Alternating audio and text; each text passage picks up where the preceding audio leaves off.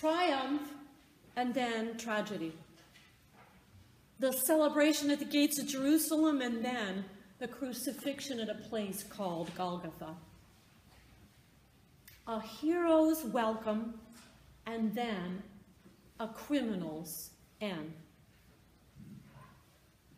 Pure ecstasy and exquisite agony.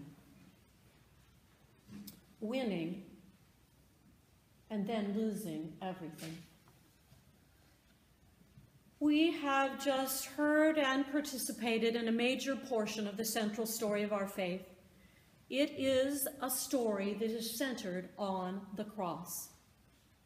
The cross, an instrument of death, a method of execution that 2,000 years ago was overutilized by a powerful empire to punish criminals and to keep the people of the realm under control.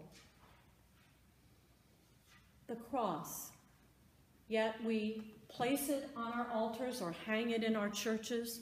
We wear it around our necks or situate it atop our steeples or emblazon it on our vestments. If, without our Christian filter, we were to look honestly at the cross and what it was in first century Palestine under Roman rule, it really would be much like our hanging a guillotine above our altars, or wearing the charm of an electric chair on a chain, on a necklace, or placing a rifle atop our steeples, or embroidering a syringe on our holy clothes.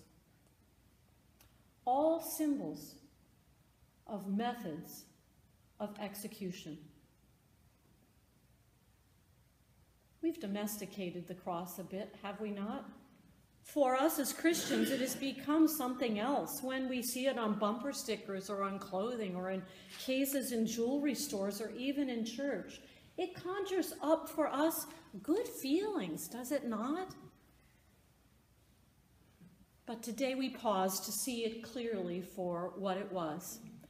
An instrument of death that represented to the one enduring the punishment a gruesome, painful end of life. And it is today when we try to understand why it has become the symbol of our faith. Just in our story today, there are many perspectives on the events surrounding the cross. To the centurion, declaring that truly this man was God's son, the drama of the cross pointed to something larger, a truth that went deeper than the actions witnessed on that first Good Friday. It pointed to the reality of a God at work in human life and in the life and death of Jesus. To the crowds whose voices we have just added our own to, the cross provided another chance to witness a spectacle, to satisfy their basest curiosity about punishment and suffering and death. It was a chance to go along with the mob that was so eager to voice condemnation of another.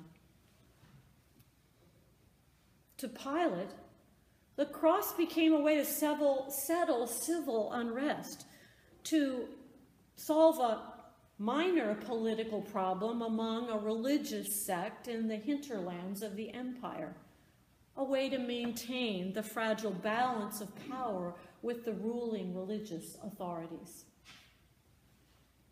To the high priest, the cross was the final solution to a religious problem, Jesus. By co-opting the civil authority of the Roman Empire, he could accomplish what no good religious leader could lawfully do, execute another human being.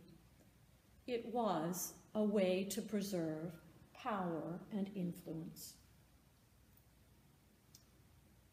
To Judas, the cross was more complicated. the result of something that he had begun by his betrayal of Jesus that had gone completely wrong. To Judas, the cross was too brutal an ending for their misguided but gifted leader. His was the example of how all our actions have consequences that we cannot predict or erase. They sometimes cause such guilt and shame that we turn on ourselves rather than face the depth of his humanity and depravity and believing, unfortunately, that he was beyond redemption. Judas took his own life. The bystanders and servants in the crowd watched as the drama unfolded, observing who was with whom, not taking sides, but holding to account Jesus' followers, even though they denied any relationship. For them, the cross was just the logical conclusion of the day's events. They had seen it all before. And to Peter, poor confused Peter, the cross was his last chance to claim a relationship with the one whom he said he loved and whom he would never abandon.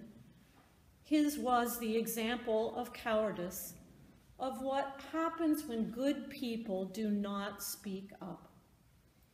The forces were already at work for Jesus' ultimate demise. Peter could not have prevented the condemnation that was coming down from the Roman state.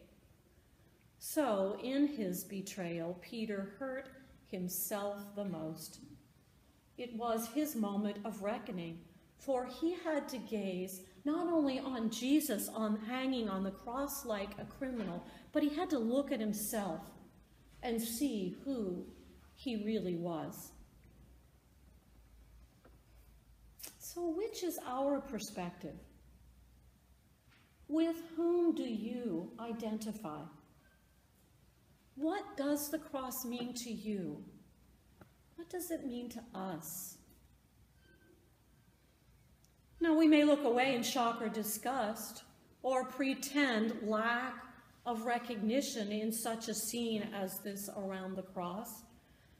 But I think given the use of chemical warfare weapons on innocent men, women, and children in Syria in this past week, we cannot pretend that leaders in this world, appearing to be educated and reasonable, are not willing to choose outrageous tactics and shockingly inhumane means to maintain power and control over land and people.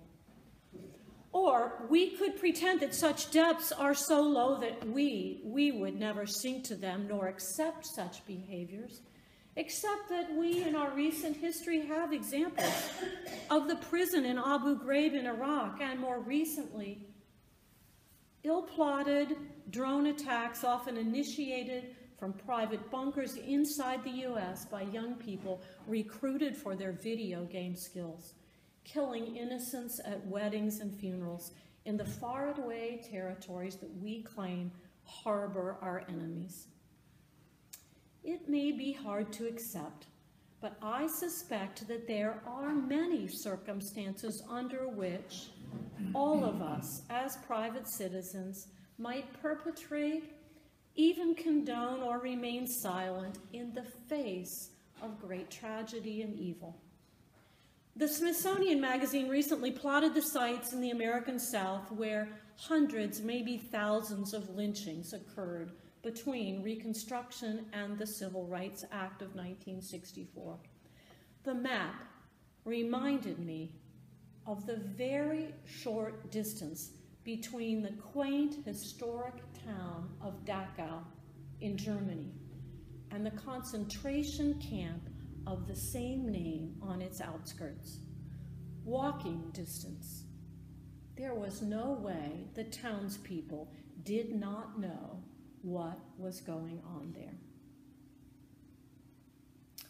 So what does it say about us that we can take the symbol of an instrument of death and claim it as the gateway to an abundant life? Palm Sunday and Good Friday are the days that we are given the chance to get real with ourselves. and only at our own peril do we sanitize the story that we have just heard. It is a story about God, and it is a story about us. It is a brutal story, but it only represents 2/3 of the central story of our faith. Our faith story is the crucifixion, death, and resurrection of Jesus Christ, the Son of God. If anyone ever asks you to explain your faith, that's the short answer: the crucifixion, death, and resurrection of Jesus. So today we've experienced only the crucifixion and the death. There is more to come in the story, much more. Come back next Sunday for the third part of the story, Saturday evening for the Easter Vigil, or at 8 o'clock or 10 o'clock next Sunday. Or just listen to the words that we will say today as we celebrate the great Thanksgiving and the Holy Eucharist. There is more to come. God is not done. But this is the day, Palm Sunday, and this is the week, Holy Week, that we set aside. In the midst of a culture that is mostly centered on the lures of triumph and celebration, heroics, ecstasy, and winning, we are invited to contemplate tragedy, crucifixion, criminality, agony, and losing. We are invited today, this week and on Good Friday, to sit at the foot of the cross, lingering with the whole of Christendom as Jesus hangs there, all torn and bloody, gasping and crying out. It is at the foot of the cross that we pause together to see God's suffering and to acknowledge our own limitations and sin. And perhaps in our gazing on Jesus and our contemplation of these powerful events in this powerful story, we will be given eyes to see and ears to hear and ways to know ourselves as we really are. This is the day and the week to get real with ourselves and with God. And then perhaps after our time at the foot of the cross, we will better understand why the cross, a symbol of death, has become for us as Christians the gateway to an abundant life. Amen.